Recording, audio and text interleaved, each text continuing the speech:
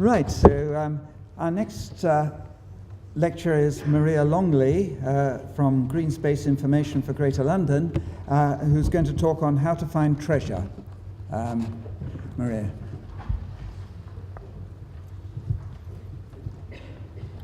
And you can use this, and if I just press that, I think you're there. Very much. Thank you. And for those of you who aren't so familiar with Green Space Information for Greater London, we do call ourselves GIGGLE. So I'm going to be referring to GIGGLE throughout this presentation. Right. So for many years, we have talked internally about GIGGLE treasure.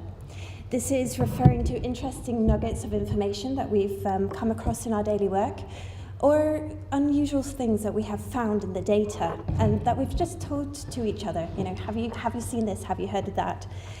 And what we have learned is that GIGGLE treasure comes in all shapes and sizes. So the stag beetle dataset is a good example of GIGGLE treasure.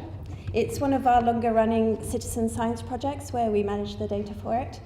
And this really is a treasure trove of people's interaction with London's wildlife, captured in the comments that the members of the public send with their data. So we've got our stag beetle walking towards the hairdressers. We've got the stag beetle trying to sunbathe, and it's a lucky beetle that got to stay inside all day. People love seeing stag beetles, and they love telling us about them. But what happens when we actively go looking for treasure? I've got a few stories that I'd like to share about some recent GIGGLE treasure that we've unearthed. First, of course, there is a question of, well, what is the treasure that we're looking for? If the word treasure conjures up pirates, and perhaps we're thinking about gold. But I think after that, most of us will have different definitions of what treasure actually means for us. And this up here is a sambo. So this is an object, nobody really knows what it looks like. It's probably something like a mill that has an endless supply of wheat, salt, and gold coins. So this is a source of treasure in the Finnish epic, the Kalevala. As you can imagine, there are plenty of stories about how this sampo got made and its fate. But actually, I want to tell you a different story. This is a story from the Kalevala and its hero, Väinämöinen. He is looking for a different sort of treasure, 3 lost words. So old, steadfast Väinämöinen is trying to build a boat. He's not using tools like hammers and nails. He is singing this boat into being. He is using magic words. And it gets so far, but is stuck for the lack of 3 words. 1, to complete the stern. 1, to finish a side joint. And 1, to raise the bows of this little boat. A boat born uncarved. Off he goes, searching for these words. He's not giving up that easy. He goes looking into the brains of 1,000 swallows, into the flights of swans, in the plumage of the grey duck, but he doesn't find the words there. So he goes looking underneath the tongues of the summer reindeer, in the mouths of the white squirrels, and he finds lots of words there, but they're useless. They're not the ones that he needs. So after thinking for a little bit, he decides to go down to the perilous island of Tuoni. This is the island in the land of the dead. Now, it is not easy for a living man to go to the land of the dead, and he only just escapes with his life from an evil enchantment to keep him there for a while. But that is another story for another time. He comes back without the words, and so he's left on the hill, thinking, well, where do I go looking for these 3 words next? And as he sat there, a shepherd comes by and says, well, why don't you pay a visit to the sleeping giant, Antti Rovipunen? He is a world-famous word hoarder, a singer of songs. You could go and look in his mouth, in the belly for those words. "It is not an easy journey," said the shepherd, "but it's not quite the most difficult either." So with this warning, Wainamoinen goes off to find the sleeping giant, and he finds him with a willow shrub growing on his beard and a spruce growing on his shoulder. And prying open the mouth of the giant and singing a song to wake him, Wainamoinen is trying to get at these words that he needs. Now, startled awake, Antero Vipponen does actually open his mouth really wide and swallows Wainamoinen whole. And so Wainamoinen finds himself in the belly of the word hoarder. Has he gone a bit too far this time? But what he takes something that's in the belly and starts hammering away at the giant in his stomach. And of course, this is very uncomfortable for the giant.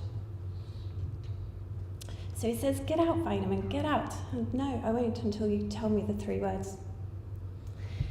And so there's nothing much for it for Vipponen but to go ahead and do this. Because what's he going to do? Wainamoinen in his stomach. So he sings for 3 days and 3 nights, and there has been nothing quite like this before. The sun and the moon, they stop to listen. And Wainamoinen hears those 3 words that he needs. So after the 3 days, he comes out of the belly of the giant, goes back to his boat, and he can finish it. He's got the word to finish the stern, the one to finish the side joint, and the 3rd one to raise the bows of the little boat, of this boat born uncarved. Now here's an image of Wainamoinen being swallowed in the medium of sand that I found on the internet. But in our own searches for our 3 words, we have come across the use of the Zooniverse platform.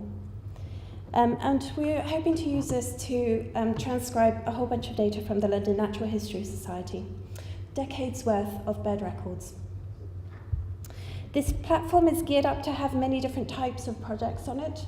You can classify pictures, you can transcribe handwriting, you can count and measure things. And I would recommend, that you do all have a go at this and see what it's like. It can be a bit of a time consumer though, you are warned. So earlier this year we heard Chris and Grant from Zooniverse talk about the numbers of people who visit this platform, and we thought, well, maybe we could use this too. Maybe some of them might be interested in London birds. And they happened to say that it would take 3 minutes to get a form up and running, so like, right, challenge on. Now, the London Natural History Society has been around since 1858, and they're still a very active society, and they're doing wonderful things in London, and the bird section is very active.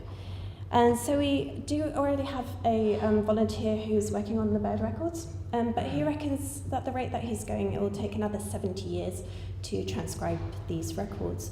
So that's clearly not a very sustainable option. So we've been searching for others. And Zooniverse came at the right time. And so it might have taken us slightly longer than 3 minutes to make a form, but we weren't really ever going to have an off-the-shelf option now, were we? And so the thousands of record cards like this, so what we're asking people to do is help transcribe the text. And the trickiest part of this process has been really the forms, getting the questions right. So I don't think the 20th century bird recorders knew that there would be lots of people coming on a global online platform to help transcribe this. So they didn't realise that their comments needed to make sense to inexperienced volunteers. So that's been the tricky part. The easy part has been making it look pretty and professional. The Zooniverse are very much geared up to help us do that. And they have been super helpful in terms of answering our questions, in just getting the form to work as we would like it to work.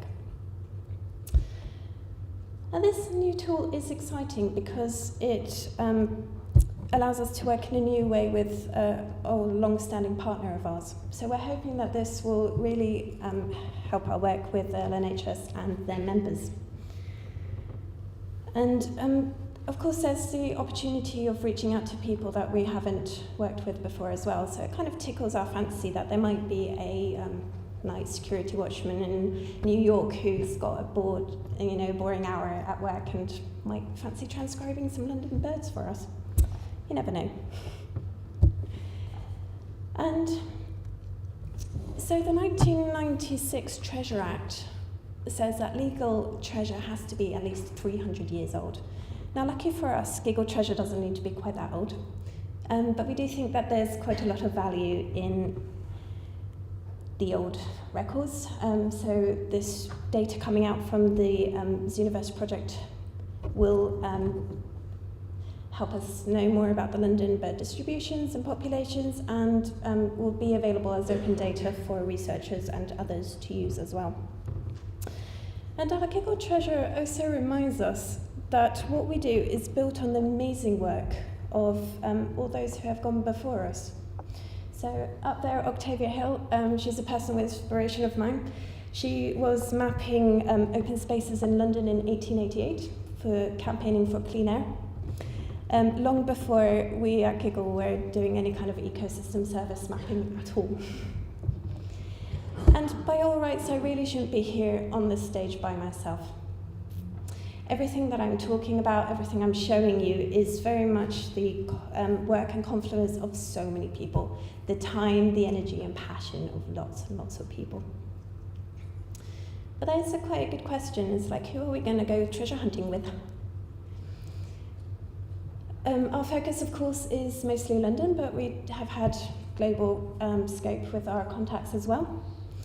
And being a newish social enterprise has also opened up a lot of doors and made new connections for us as well.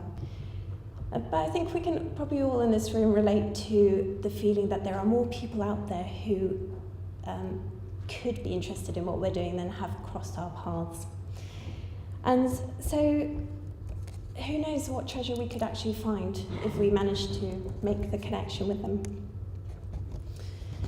So one of our new partners are quite a good way of crossing paths with people that we haven't worked with before or heard from before. Earlier this year, we published some data for London that was a result of collaborating with a new project partner for us, The Guardian. So with the city's team, we worked on a project to map privately owned public spaces, or POPs, and in central London. And The Guardian took this forward with several articles, and we have been receiving data from members of the public telling us about different POPs that we didn't know about before. And so this data can be then again added into the shared pot. Now, one very exciting thing that happened, from our point of view anyway, was that Jennifer Saunders tweeted about this work. Now that is absolute Giggle gold. Lots of new people heard about Giggle through this, and some people have contributed their knowledge as a result. And some interesting collaborations that have come across have been, things that we never could have dreamt of. Artists wanting to make porcelain relief maps out of green space data, authors writing books about London canals, web developers, app developers interested in wildlife gardening have all been in touch. And due to the POPs project in particular, Giggle was approached by a research group who was interested in our open space data. So as historians, they are interested in the open space use of ancient Rome. And they were interested in our data set because they were interested in comparing that to modern day use. For example, the location of graffiti in Pompeii and in London. Now, this project's going out for funding, so we really hope they get it because this is such an unexpected use of data. Now, what is a treasure hunt worth without a map? I don't have time to explain this, but this is what I often use when I'm describing Giggle data sets to people who haven't come across us. But I'd like to show a different map, which is due to another partnership. So here it is. This was with the London National City Park and Urban Good Cartographers, who are another social enterprise. and this is green spaces in London. So we're hoping that the majority of the data here is based on Giggle managed data. And we're really hoping that this will be something that people can use to find their own treasure, new places near them in London. We've got a few of these copies here actually with us at the conference, so go and see the Giggle team over there if you'd like one. First come, first serve. And in certain circles, you'll hear the phrase data is the new oil, or if you're anywhere near machine learning, then training data is the new oil. But these, what we found is that you still need the people and the data together to actually find treasure. That's our experience. So rewilding of our physical world is quite a familiar concept by now, but so what about rewilding our language? So these are lost words from the Junior Oxford Dictionary, the nature-related words that they removed.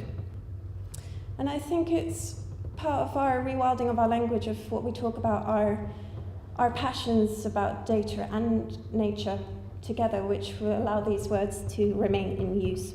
The joy and the delight and the discovery of what we find as our treasure and that we share with others. So I'd really encourage you to go looking for treasure. It's a lot of fun. It's great to hear these stories, so please do come and talk to us about it. If you want to go treasure hunting with us, do come and talk to me afterwards. And good luck.